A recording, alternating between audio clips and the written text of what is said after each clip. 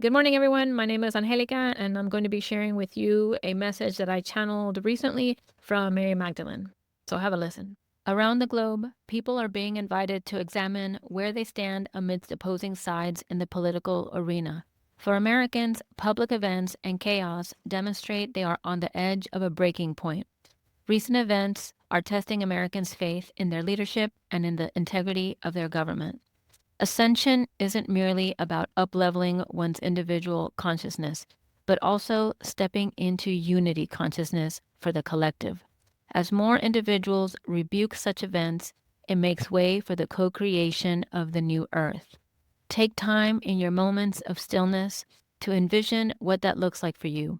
What does authority look like? What powers are granted? What guardrails are put in place? This is up to you. There will be no external force or external party that will build this for you. You are creating your preferred government with your conscious choice. It's as critical that you remain a neutral observer. Allow others to grieve, to rage, to express their emotions about these events, all the while continuing to keep your vibration high. The new earth that holds a timeline where a benevolent government exists becomes accessible when the majority of the collective can meet that frequency.